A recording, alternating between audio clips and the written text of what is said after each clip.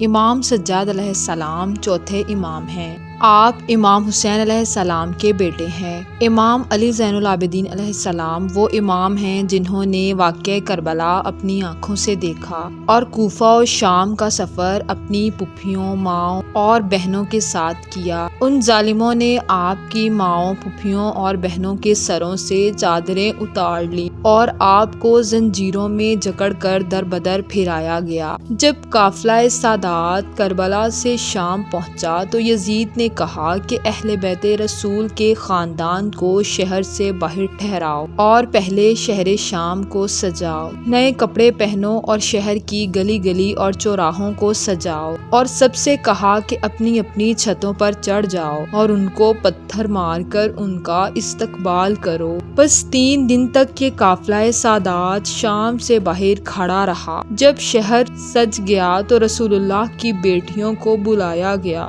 کوئی پتھر مارتا رہا، کوئی گرم پانی پھینکتا رہا، بس یہ تمام مصیبتیں رسول اللہ کی عترت نے برداشت کیں۔ امام حسین علیہ السلام کے سر سے قرآن کی تلاوت جاری رہی۔ کچھ لوگ محض دیکھتے رہے، کچھ لوگ تماشا سمجھتے رہے اور کچھ لوگ روتے رہے۔ بس قافلہ یزید کے دربار پہنچا۔ یزید نے ایک شخص کو منبر پر بلایا اور بنی امیہ کی شان میں بولنے کو کہا تو امام سجاد علیہ السلام نے کہا، اے یزید، مجھے بھی منبر پر جا کر اپنے خاندان کے متعلق بتانے کا موقع دو۔ لوگوں نے کہا، یہ بیمار قیدی جو اپنی بہنوں بیٹیوں کے ساتھ کھڑا ہے، یہ کیا کہے گا، اس کو اجازت دے دو۔ بس امام سجاد علیہ السلام منبر پر آئے اور فرمایا، تعریف اس اللہ کی جو تعریف کے قابل ہے۔ اے لوگو، ہمیں 6 چیزیں اللہ نے عطا فرمائی ہیں اور 7 چیزوں سے ہمیں برتری حاصل ہے۔ وہ 6 چیزیں یہ ہیں: علم و حکمت، حلم و بردباری، جود و سخا،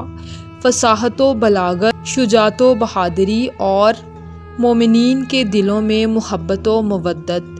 اور 7 برتری جو ہمیں عطا کی گئی ہیں وہ یہ ہیں: حضرت محمد مصطفیٰ ہمارے جد ہیں، امت کے صدیق و جوان مرد علی و جعفر ہم میں سے ہیں۔ روز محشر یہ اعزاز ہمیں بخشا گیا ہے کہ جب تک علی ابن ابی طالب حوض کوثر کا جام نہ پلائیں کوئی جنت میں داخل نہیں ہوگا۔ رسول اللہ کے شیر حمزہ بن عبد المطلب ہم میں سے ہیں۔ رسول اللہ کی اولاد حسن و حسین جو جوانان جنت کے سردار ہیں وہ ہم میں سے ہیں۔ جو عورت تمام عورتوں کی سردار ہیں فاطمہ الزہرا وہ ہم میں سے ہیں۔ آخری حجت جو زمانے پر قائم ہوگی مہدی وہ ہم میں سے ہوں گے۔ اے لوگو، جو مجھے جانتا ہے پس وہ جانتا ہے، اور جو نہیں جانتا وہ جان لے۔ میں مکہ و منا کا فرزند ہوں، میں زمزم و صفا کا فرزند ہوں، میں اس کا فرزند ہوں جس نے اپنی ابا سے حجر اسود اٹھایا اور اسے خانہ کعبہ میں نصب کیا۔ اے لوگو، میں معراج والے رسول کا فرزند ہوں،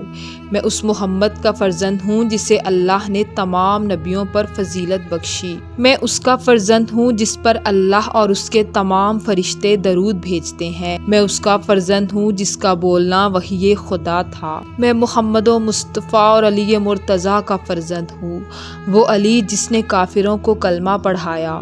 میں فاطمہ الزہرا کا فرزند ہوں، وہ فاطمہ کہ جب وہ دربار آتی تو رسول اللہ اٹھ کر کھڑے ہو جاتے۔ میں حسن و حسین کا فرزند ہوں، جن کو رسول اللہ اپنے کندھوں پر سوار کر کے بتایا کرتے تھے کہ یہ مجھ سے ہیں اور میں ان سے ہوں۔ میں اجر رسالت مودت اہل بیت کے سوا کچھ نہیں مانگتا۔ میں اس نیزے پر بلند سر کا وارث ہوں، میں ہی اس غریب کا بیٹا ہوں جسے 3 دن بھوکا پیاسا رکھ کر کربلا کی زمین پر شہید کر دیا گیا۔ میں رسول اللہ کی ان بیٹیوں کا وارث ہوں جن کو قیدی بنا کر تمہارے سامنے لایا گیا ہے۔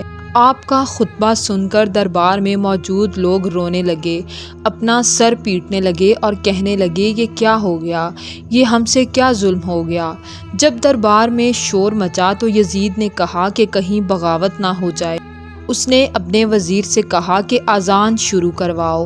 مؤذن نے اذان دینی شروع کر دی۔ امام سجاد علیہ السلام نے اذان میں محمد رسول اللہ کا نام سنا تو کہا، اے یزید بتا، یہ محمد ہمارے جد ہیں یا تمہارے جد ہیں؟ یہ حسن و حسین کے نانا محمد ہیں جو ان کو اپنے کندھوں پر اٹھا کر بتاتے رہے۔